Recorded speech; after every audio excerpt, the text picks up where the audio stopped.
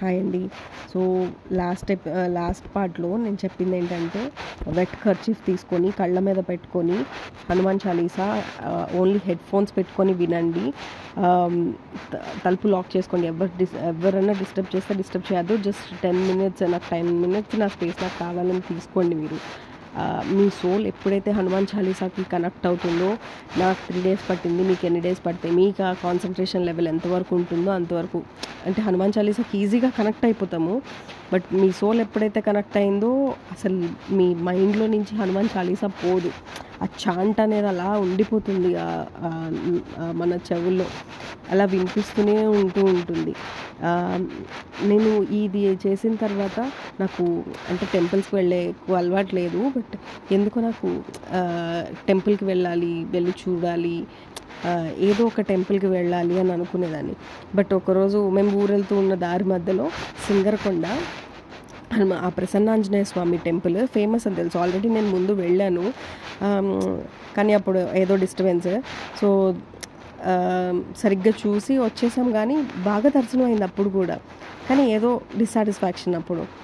సరే మళ్ళీ తర్వాత వెళ్ళి క్షమాపరాధం చెప్పుకుందాం కదా అని ఎప్పటి నుంచో 1.5 year పట్టింది మాకు వెళ్ళడానికి. మళ్ళీ క్షమాపరాధం చెప్పుకొని మొన్న మళ్ళీ హనుమాన్ చాలీసా విని 3 డేస్కి నా సోల్ కనెక్ట్ అయిన తర్వాత ఆయన దర్శనం అలా ఇప్పించాడనమాట. ఈ టెంపుల్ సింగరకొండ ప్రసన్నాంజనేయ స్వామి టెంపుల్కి ఎవరన్నా వెళ్ళండి, చాలా మహిమ గలది. ఒక్కసారి ఊరిని అలా వెళ్ళినప్పుడన్నా వెళ్ళండి, దర్శనం అయితే చేసుకోండి. ఆ అద్భుతాన్ని మళ్ళీ అంటే ప్రత్యేకించి మనం వెళ్ళి చూడాలంటే చూడలేము. దేవుడు మనల్ని పిలవాలి. ఎక్కడికన్నా సరే, ఏ దేవుడైనా సరే మనల్ని పిలిస్తేనే మనం వెళ్ళగలం. మనం అంతటా మనం వెళ్ళాలి అంటే కుదరదు. మనము నేను వెళ్ళాలి, నేను చూడాలి, ఆ టెంపుల్కి నేను రావాలి అని మనం అనుకుంటే మనం ఎప్పుడప్పుడు ఆయన పిలుస్తాడు. సో అంటే మీరు ఏ టెంపుల్ కన్నా వెళ్ళండి, బట్ ఈ టెంపుల్కి మటుకు ఖచ్చితంగా వెళ్ళండి. చాలా అద్భుతమైన చేంజెస్ మీలో మీరే చూస్తారు. ఇప్పుడు మనం ఇలా ఉండేవాళ్ళం కదా, కొంచెం సమ్వాట్ చేంజ్ వచ్చింది అని అనుకుంటారు. అసలు ఆ ఆంజనేయ స్వామి విగ్రహం చూస్తే కొద్దీ అసలు చూడాలనిపిస్తుందండి. ఆ కళ్ళు అయితే అసలు మన కళ్ళుని మనం తిప్పుకోలేము, అంత అందంగా ఉంటాయి ఆ కళ్ళు.